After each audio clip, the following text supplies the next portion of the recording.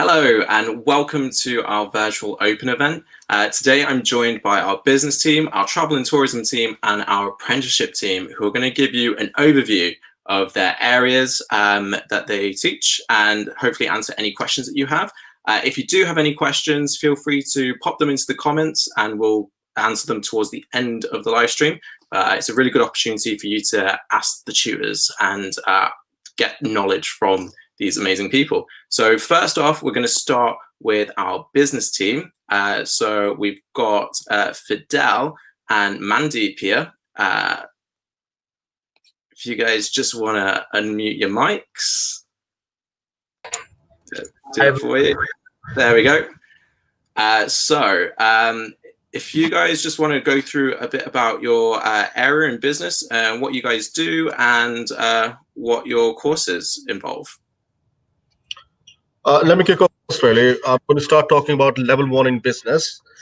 The title itself is called Pearson BTech Level 1 Diploma in Business Administration course. As the name suggests, really, this course is heavily working on the business administration units. It's a 1-year full-time program, including English and Maths in functional skills and GCSEs, depending upon your grades from your GCSEs. In this qualification, we got 14 units altogether as a full-time program. All the 14 units needs to be passed to pass the full diploma. And we deliver these 14 units over the course of 1-year program. If I go through with the list of the units, we got a unit something like business and administration, communication electronically, making and receiving calls, welcoming visitors, handling mail, creating business documents, recording business transactions, supporting business meetings, planning an enterprise activity, running an enterprise activity, job opportunities in business administration, word processing software, using the internet, and working in a team. So from this 14 units of list, really, the administration concept is really heavy, about 10 units, and we got about a couple of units of ICT. So that's about level 1 diploma in business administration. If I go to the business level 2 qualification, which is again a full-time 1-year program, and the title is BTech Level 2 Extended Certificate in Business. BTech Level 2 Extended Certificate in Business is again a vocational qualification. In this qualification, learners develop knowledge and understanding by applying their learning skills in a work-related context. Additionally, learners are engaged to take responsibility for their own learning and to develop skills that are essential for the modern day workplace. These skills include team working, working from a prescribed brief, working to deadlines, presenting information effectively and accurately, completing administrative tasks and processes. This qualification got 9 units to complete in 1-year program. Out of the 9 units, 2 units are externally assessed by the Pearson. It means we're going to prepare you for the examination. So you're going to sit in exams control conditions, and both external units also needs to be passed with other 7 units, which are going to be assessed internally. So this is our level 2 qualification. Now I'm going to pass it over to my colleague Fidel for level 3 qualification. I'll pop the presentation on for you now, Fidel. Oh, thank you very much. So this is the level 3 business qualification. Obviously, your program leader is Joe Palmer. She cannot be here today, so I'm in charge today. The business qualification is 2 parts. So you got the foundation diploma, which is worth 1.5 A levels after the first year, and you got an extended diploma in business, which is worth 1 A level after the first year. Adam, if you can go next, please. So as you can see, the extended certificate, you do 3 core units in the first year, which is equivalent to and 1 additional unit, so 4 in the whole year, and then which is worth 1 A level, like I just mentioned. And then the foundation diploma, which you do 6 units throughout the whole year, and then is worth 1.5 A levels after the first year. This is a 2-year program, but what happened is that the first year when you complete the first year, you reapply for the second year. Next one, Adam, please. So as you can see, these are the units that we teach. So developing a marketing campaign and personal finance and business, both these two units are exams unit, and the rest of them are internal units. So if you are doing the foundation diploma, you'll be doing developing the marketing campaign and personal finance in your first semester, and in the second semester you'll be doing all internal units, which are coursework units. Next one, Adam, please. So as you can see, during your study program, it will be based. The work experience will be part of your study program. Also LEAP and also maths and English as well. If you haven't got maths and English as well, so this is what you'll be doing with the vocational qualification as well. Next one, Adam. As you can see, the entry requirements, you need 5 GCSE at grade 4 or 5 above. Obviously, if you get grade 5 for maths and English and other GCSEs, you'll be doing the foundation diploma, which is worth 1.5 A levels. If you get 5 GCSE for grade 4 and grade 4, you'll be doing the extended diploma, which is worth 1 A level. Obviously, based on what you've got as well, we can take functional skills as well, but depending on your attitude and depending on references, that if your references are very good from your previous college or school, we will take you as well. So you can still get functional skills, but you need at least maths or English GCSE to come on to the program. Next one, Adam. So as you can see, the assessment method is quite different. There's a variety of assessment methods. Obviously, as you can see, presentation, discussion, exams, which we'll be doing 2 exams in the first semester. Obviously, writing reports and obviously role plays as well. So there are different ways that we use to assess you, and that's what the board have really want us to do. So this is a different way that we try and assess students and see what students' abilities are. That's one of them. As you can see, you can progress on to the next year. So the next year, if you successful in the first year, you move on to the second year. The second year, you'll be doing 4 units, and then you get your full 2 A levels. If you're doing the extended certificate, if you're doing extended diploma, which is foundation diploma in the first year, you'll be doing 7 units, which would then at the end of the second year, you get 3 A levels. You can go to most universities or all universities around the country. Next one, Adam. Obviously, progression. You can go to university, you can go into employment, you can do apprenticeship after this qualification. You can also go and do H&D, business management at St. Margaret's. So you got different opportunities and you got different route to go from after this qualification. Next one, Adam. As you can see, because of COVID, we can't have guest speakers and trips at the moment, but we usually go on trips and have guest speakers coming in to speak to you about things that about different things that they do within their business. So last year we went to a trip in London, the business show, where we see different business showcase some of their businesses, and it was a really good trip for our business students. So there are loads of trips and guest speakers that come in or we go to. So the course is a vocational course. We're trying to make it as vocational as possible. Next one, Adam.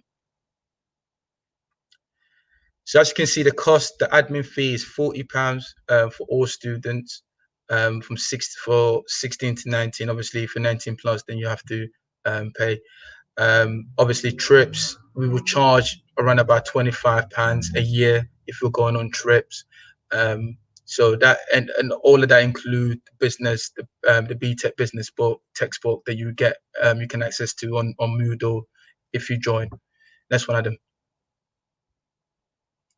Obviously, a timetable depends on the course. So if you are doing extended diploma, your timetable will be a bit less, but it's between 9 to 5, and we expect you to be here 3 to 4 days in a week. That's one of them. Obviously, we want you to attend all your sessions or all your lessons. We expect 95% attendance, and also we require you to wear IDs at all times. Next one, Adam. That's it. Thank you very much, and I'll pass you on to Adam. Hello, thank you for that. So yeah, that was really interesting. A really good overview about our business courses. Next people we're going to introduce to is Jenny and Ailish, who are going to go over our travel and tourism department and then give you a bit of information about that. So if you guys would just like to sort of introduce your roles, and then we'll pop up your presentation for you. Hi, my name's Ailish Moore and I'm the Programme Lead for Level 1 and Level 2 Travel and Tourism. Hello, my name's Jenny Porter and I am the Programme Lead for the Level 3 courses. Okay, so we offer a variety of travel and tourism courses ranging from Level 1 all the way to higher education, HE. I'm going to go through Level 1 and Level 2 with you. So we do 15 units on level 1. On all your courses, the attendance requirements are at 95% to all your sessions, and you must ensure that you are wearing your college ID badge at all times and that you are attending all your sessions. The Level 1 course, like I said, is made up of 15 units that you will have to pass every single unit that you do. These range from the UK travel and tourism industry to arranging trips to going to different attractions and focusing on units called visitor attractions. Additional to this, you'll do a package where you will do your English and maths. If you don't achieve GCSE at Level 1, your entry requirements will be that you get 4 GCSEs at G grade or above, and then you will do English and Maths Functional Skills Level 1. We then go on to Level 2 Travel and Tourism, which is Sitting Guilds. During this, you will look at different types of visitor attractions, you will look at planning events, and you will look at how the industry is put together as a business. Again, for this, it is package, and you will do LEAP, Learner Employment Engagement Programme, and additional to that, you will do your English and Maths. Unfortunately, this academic year, we aren't doing any trips, but usually during this system, we will offer trips as part of each programme. Over to you, Jenny. Okay, so we have a number of different Level 3 programmes, depending on your background and what you're looking to go on to in the future. We have, if you're looking to go into the aviation industry, we have a Level 3 BTEC that's dedicated just looking at that area. So if you're looking to go into cabin crew, that type of thing, we're looking for 5 GCSEs at grade 4 and above to get into that qualification. And we look on a wide range of different areas, looking all the things that's going to really help you get a job in that area in the future. We then have a city and guilds option, which is a level, again, a Level 3 option, where you're looking, if you're not sure where you want to go in the future, but you know that you want to do travel and tourism, this is a really good idea because it gives you an overview in all the key areas that you're going to need for travel and tourism, particularly things like customer service, how to deal with people, which is really important that you can take into any area of the future. And if the last Level 3 qualification is our BTEC Foundation Diploma, which is really something for you if you are looking to progress on to university. It's got a lot of UCAS points attached to it. It's very much 100% course. Well, it has got some exams included in it, but it's very much focused if that's the area that you want to go in the future. So we have 3 very separate pathways to cater for lots of different types of students. Okay.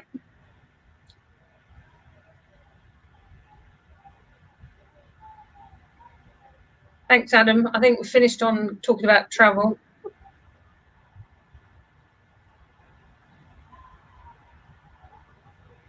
Did you go on the next slide? Yeah, keep going on the next slide.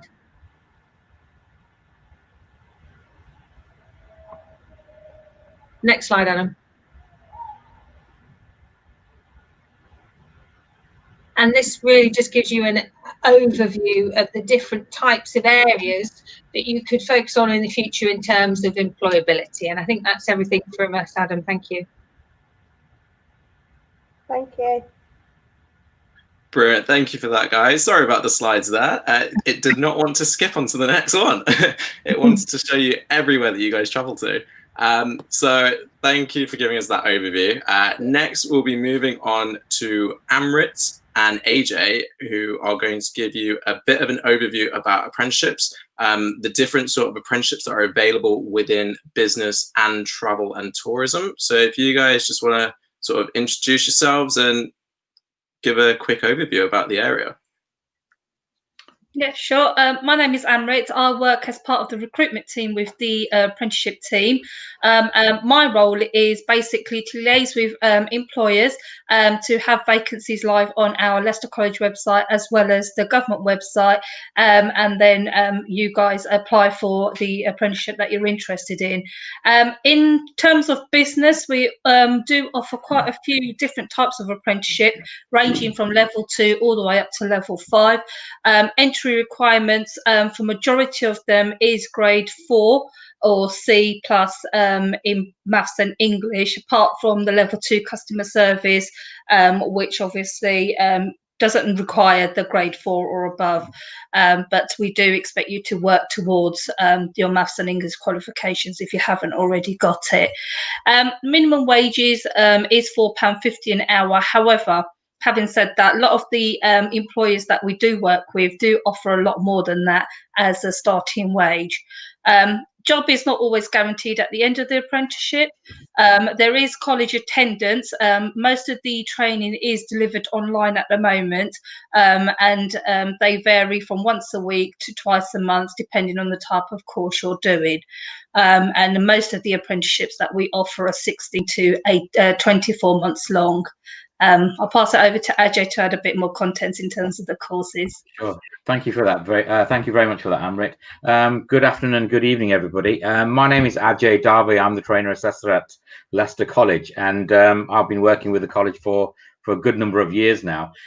We provide a lovely array of apprenticeships or topics, qualifications, namely customer service specialist at level 3, team leader at level 3, and operational management at level 5. And we also offer associate project management at level 4. So a lovely array of qualifications there. Now, the beauty of apprenticeships is that you have the opportunity to put theory into practice in the workplace. So like any other apprenticeship, you have to be working for an employer, obviously, but you put that into practice and into the workplace. So you put theory into the workplace, into practice, and you learn while you earn. So it has lots of benefits. So yes, you get a wage, as Amrit just mentioned, but also you gain valuable experience and a fantastic qualification to come with that as well. So as part of the apprenticeship, as Amrit has said, courses can range from 15 months to two years, and it's a fantastic opportunity to progress within your own establishment, but also to get that promotion, that pay rise, and ultimately, or maybe move on as well onto your next employer. But yeah, it's an excellent opportunity to take part in these lovely topics under the apprenticeship umbrella. One thing I did want to just mention is with the apprenticeships, they're not like full-time courses where you have to wait to the beginning of the academic year to start.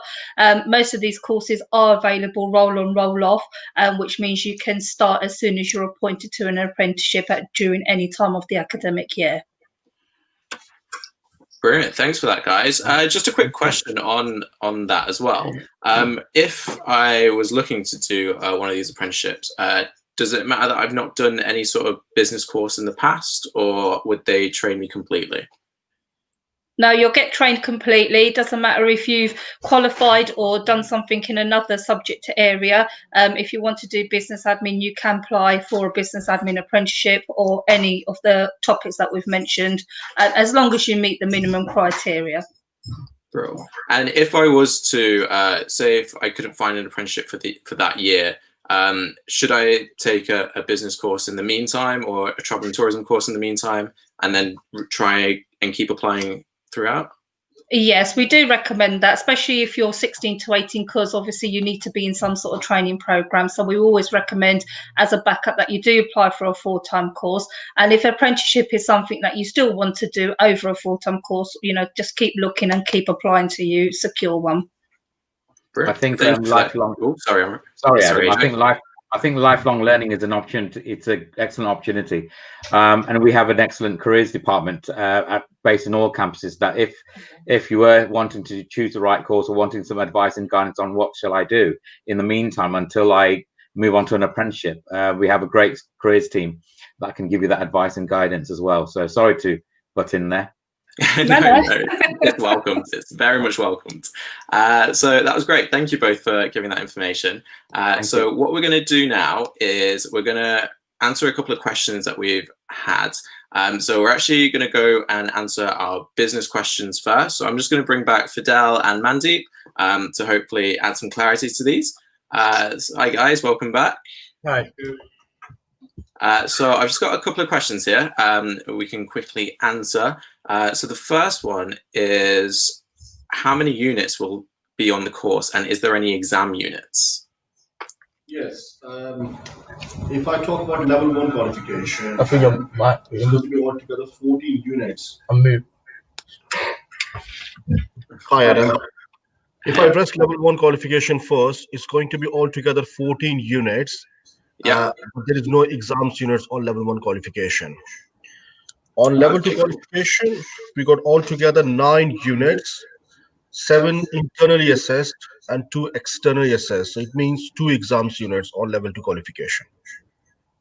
Bro, level 3, how would it work on that, Fidel? So level 3, we have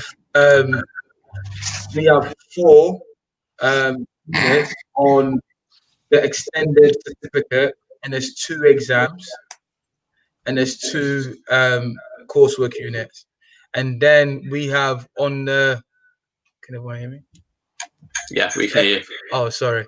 And on the foundation diploma, there are 6 units, and there's 2 exams unit, and then 4 coursework units. Bro, thank you for that. So the next sort of question we've got in regards to business is more about the classes. So how many students will be on the course?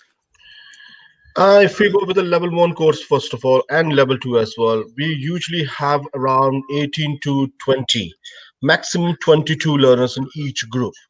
We plan about 2 to 3 groups every year for both level 1 and level 2 qualification. Okay, bro. So on the level 3, there will be 3 groups in year 1, and usually it's about 18 to 20 students, 22 maximum as well. So we're trying to keep it between 18 to 20. Pretty similar. So it's very so it's smaller groups than sort of bigger classroom sizes. So I suppose the students get more intimate learning, and you guys can really hone in on them. That's really cool. We've got one other question. So you may have covered it slightly in your presentation, but I think it'd be good to go over it. But is there an opportunity to take a placement on the course? Yes. So you'll be doing industrial placement, and you'll be doing around about 315 hours of work experience. And we recommend that you do that during the weekends, during your days off, to go and take that work placement opportunity. So there will be an opportunity for you to do work placement. Bro.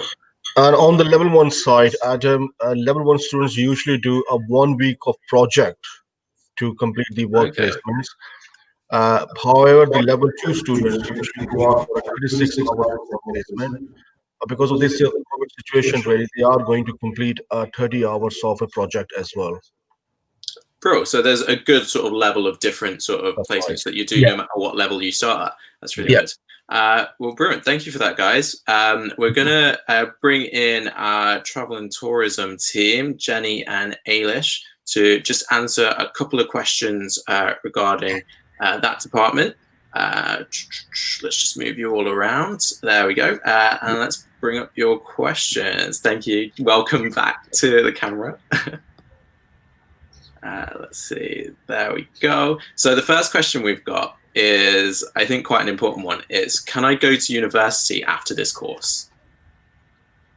Okay, I'll answer this one. Yes, There's lots of potential to go to university, particularly as I mentioned earlier. We've got the BTEC Foundation Diploma course, which is going to be the best programme because it's actually equivalent to 1.5 A levels. And if you continue and do 2 years with this, you can potentially get 3 A levels, which is a really good option, stand you in really good stead to go on to university and various different course options, because you'll have actually quite a lot of points after that.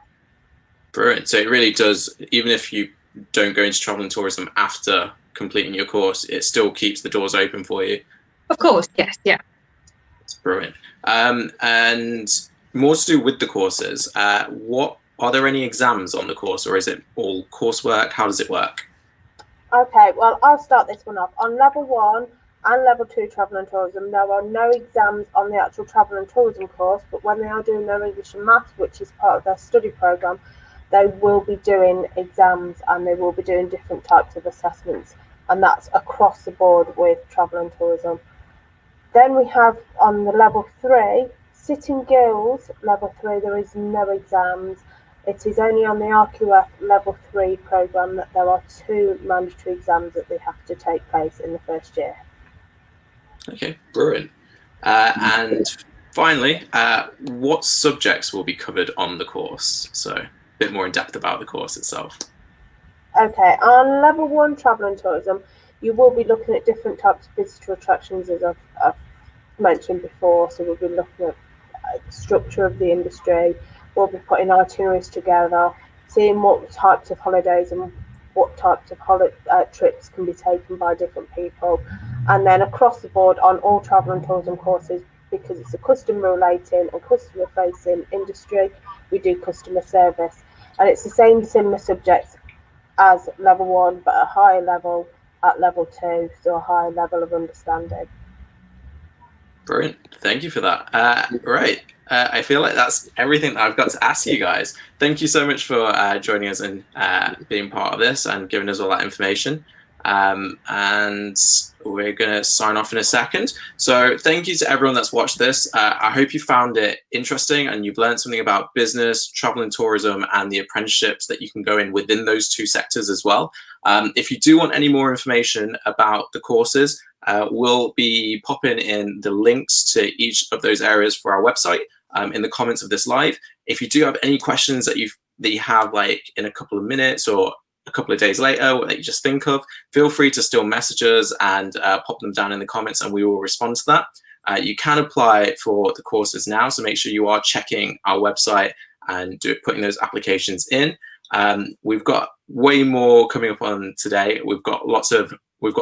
I can't get my words out now. We've got a lot more live streams coming up today, and we will have a quiz towards the end of the day. Any questions that you submit to us via Instagram stories, we'll be answering around 7:30. So make sure you check that out too. But thank you for joining us, and we'll see you next time. Take care.